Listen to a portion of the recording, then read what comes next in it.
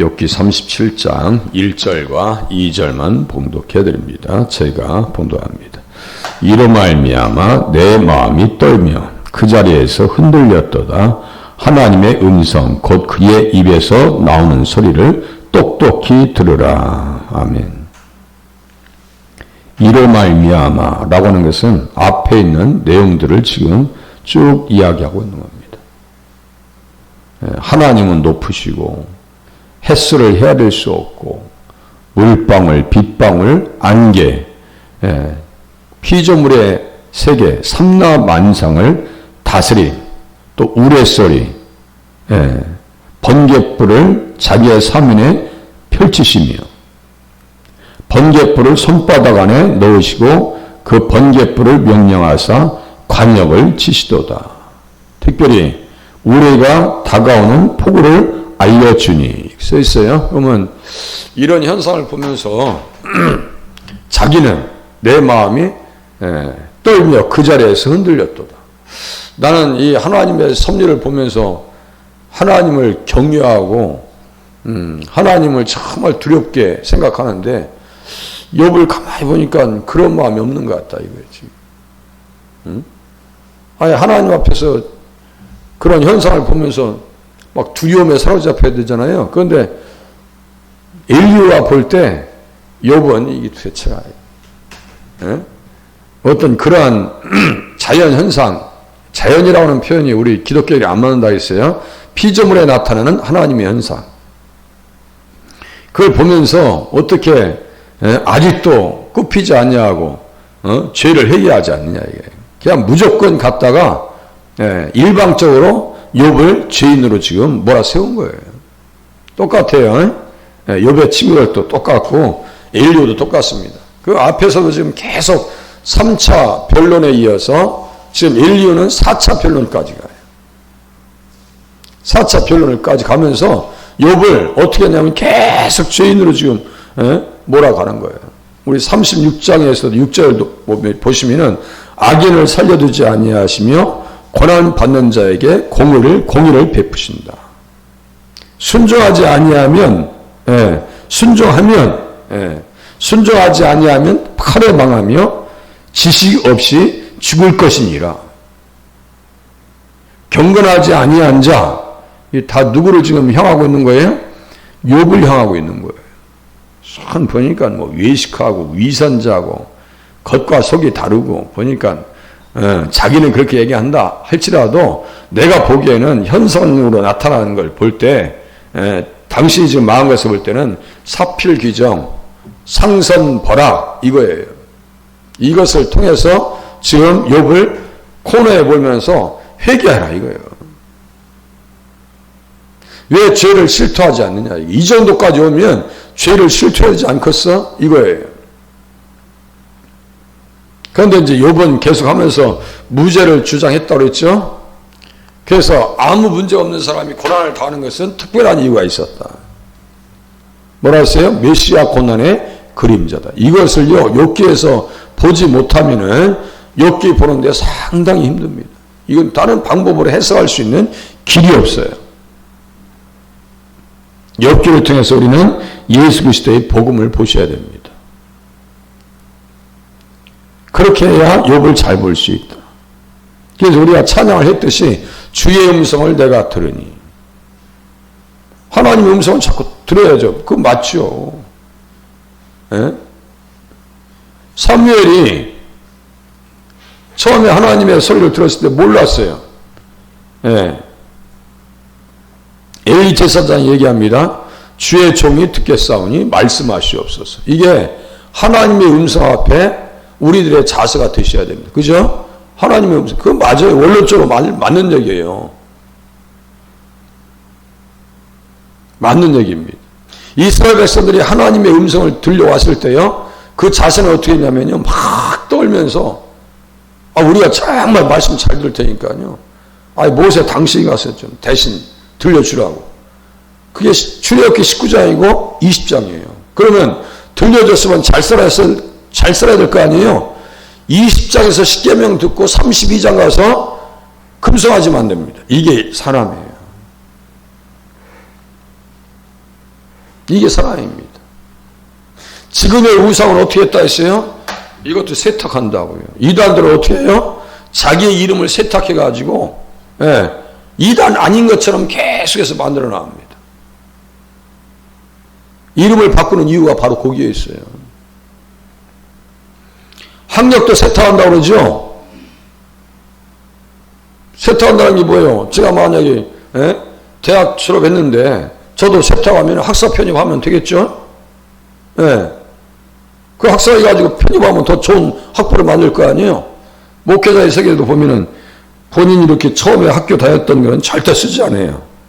다시 편입해서 쓴 학벌 있죠? 그거를 씁니다. 이력에. 절대로 자기가 처음에 다녔던 학교는 안 씁니다. 왜냐하면 세탁했기 때문에. 우리들은 어떻게 뭐를 세탁해야 돼요? 예수님의 피로만 세탁하셔야 돼요. 예수님의 말씀으로만 우리의 속사람을 새롭게 만들어 가야 돼요. 우리들은 하나님의 음성 앞에서 어떤 자세로 살아야 될까? 출애굽기 19장 한번 펴보세요. 출애굽기 19장. 이 부분을 꼭 쫓아갑니다. 다시요. 똑같은 단어를 쫓아간다고요.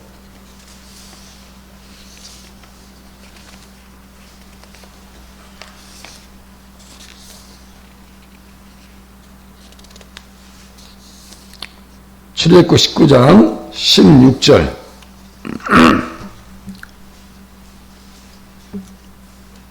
하나님의 임재를요 감당을 못해요. 19장 16절. 하나님의 음성 앞에 어떻게 살아야 되는가? 인류가 원론적에는 말은 잘한다니까요. 그런데 방향을 잘못 잡아서 그런 거예요. 그러니까 인류를 우리가 칭찬할 수가 없는 거예요. 자, 16절 보세요.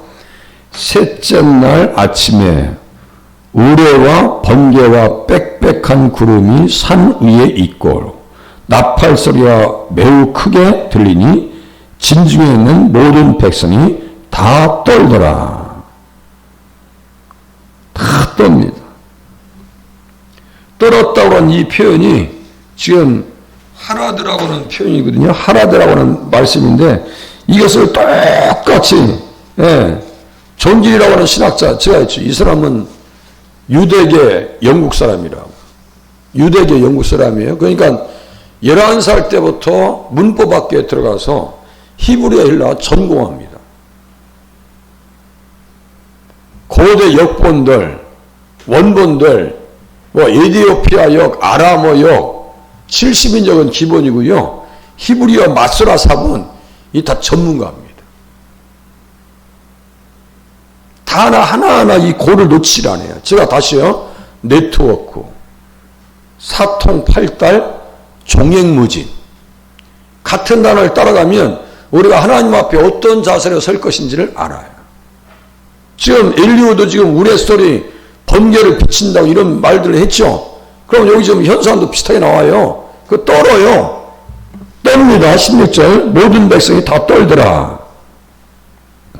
모세가 하나님을 맞으려고 백성을 거느리고 진에서 나오매 그들이 산 기슭에 서 있는데 18절 보세요. 시내산에 연기가 자욱하니 여호와께서 불 가운데서 거기 강림하심이라. 불 가운데서 강림하셨대요. 우리 한의학자, 한의학 처방하시는 전문 그 집사님이 사우디아라비아의 왕의 주치의가 됐었어요. 주치의가. 그런데 그분이 있는 그 산에, 시내산의 위치를 제대로 찾으신 거예요. 찾아서 실질적으로 간 거예요. 거기에는 경비병들이 서 있는 거예요. 왜냐하면 성경의 역사가 거기에 그대로 다 남아있거든요. 그러면요, 못 들어가게 이 경비관들이 이슬람 사람들이 총을 들고 서 있는 거예요. 그런데 거기 가서 탐문하려고 가다가 아무래도 옆에 사람이 그러는 거예요. 거기 잘못하면 테러를 당하니까 가짜 총이라도 가져와라고. 가짜 총이라도. 그래서 그냥 가짜 총을 들고 갔대요. 그냥 들고 갔대요. 그랬더니 실질적으로 가서 돈 뜯어내려고 막 총을 겨누고 그러더래요. 그래서 가짜 총을 빼가지고 너 죽고 나 죽자 했더니 다 도망가더래요. 그래서 그 산에 올라갔는데요. 이거 보세요. 시내산의 연기가 자욱하니 여호와께서 불 가운데서 거기 강림하십니다. 불이 임했으면 불의 현상과 흔적이 있어야 될 거 아니에요? 시내산 위에가 다 까맣게 이 그슬러 있더래요. 거기에 그리고 뭐가 있냐면 공이하고 이 절구 있죠? 조그만 절구 이게 다 모여있더래요. 그러니까 뭐를 쪄먹은 거예요? 만나를 곱게 더 해가지고 거기에서 먹은 흔적들이 다 거기에 남아있다는 거예요. 거기에 건너는 홍해도 직접 탐문을 했대요. 잠수부를 고용해서 거기 비디오로 다 지금 영상으로 다 그 병거들 다 있는 거 다 촬영해 왔어요. 한번 보세요. 한의학자 그 신해산 발견 이렇게 한번 쳐보세요. 유튜브에. 참 은혜롭습니다. 자, 중요한 건 여기 보세요.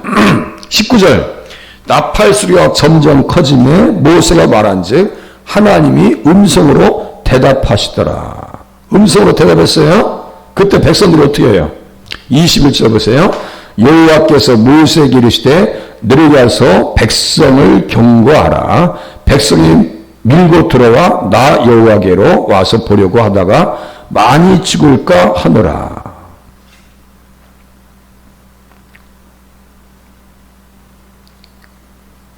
그래서 백성들은 어떻게 돼요? 두려움으로 경계선을 올라가지 못합니다. 네, 죽을까 하노라. 모든 백성이 다 떨더라. 네?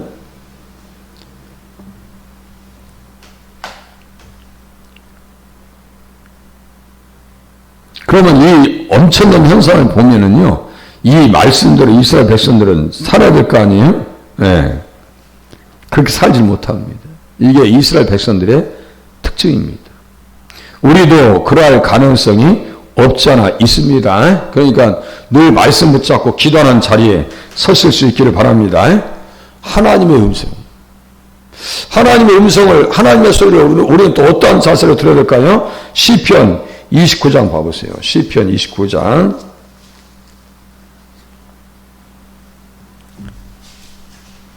시편 29장.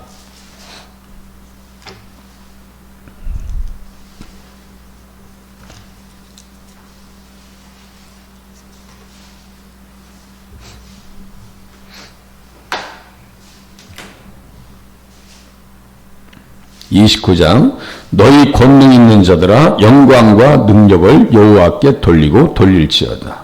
여호와께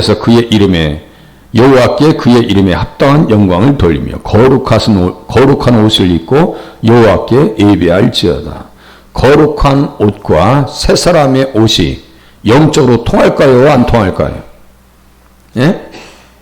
통하죠? 흰옷과 구원의 옷과 의의 옷과 그죠? 빛의 갑옷과 복음의 전신갑주와 구원의 옷. 예수 잘 믿으란 얘기예요. 예수 잘 믿으란 얘기예요. 거룩한 옷을 입고 여호와께 예배할지어다. 옛사람을 벗어버리고 행동을 바꾸고 누구처럼요? 욥처럼. 예, 욥은 그렇게 살았어요. 그렇게 이제 여호와의 소리가 계속 반복해서 나옵니다. 여기 보세요. 또 3절. 여호와의 소리가 물 위에 있도다. 영광의 하나님이 우레소리를 내시니 여호와는 많은 물 위에 계시도다. 그러니까 피조물의 세계를 통해서도 하나님의 음성을 들어야 되는 거예요. 여호와의 소리가 힘 있으며 여호와의 소리가 우연차도다. 여호와의 소리가 백향목을 꺾으시며 여호와께서 레바논 백향목을 꺾어 부수시도다. 여러분들 벼락을 때리면요, 천둥치고 벼락을 치면요, 나무가 꺾입니다. 벼락 맞은 나무들이요, 꺾입니다. 전 꺾인 나무를 봤어요. 제가 기도원 사역 할 때요, 얼마나 벼락을 위에서 바로 치는지, 꼭 밖에 나오면 벼락 맞아 죽을 것 같아요. 천둥 소리가 얼마나 가까이 치는지요, 산 중턱에 있었으니까요. 저 산 밑에 이렇게 산사태 비슷하게 난 데가 있어요. 그래서 나무가 완전히 가지가 꺾여 있어요. 그래서 저 왜 그래요? 그랬더니 벼락 맞아서 그래요. 벼락 맞아서 나무가 꺾였다는 거예요. 그렇게 이해하시면 돼요. 또 보세요. 6절 보세요. 그 나무를 송아지같이 뛰게 하시며 레바논과 시련으로 들송아지같이 뛰게 하시도다. 여호와의 소리가 화염을 가르시도다. 여호와의 소리가 광야를 진동하시며 여호와께서 가데스 광야를 진동시키시도다. 가데스 광야 반역했던 땅입니다. 지금 반역했던 땅이에요. 예. 민수기 3장이 이렇게 연결되어 있네요. 또 여호와의 소리가 암사슴을 낙태하게 하시며 살림을 만들과 같게 벗기시니 그의 성전에서 그의 모든 것들이 말하기를 영광이라 하도다. 그러니까요, 주님의 소리를 우리가 마음에서 들을 수 있어야 되고, 피조물의 현상을 통해서 들으셔야 되는데, 가장 근본은 뭐예요? 기록된 말씀을 많이 들어야 간접적으로 들을 수 있습니다. 다시요. 기록된 말씀을 많이 들어놓으셔야 간접적으로 하나님의 음성을 들을 수 있고요. 내 양심에서도 똑같아요.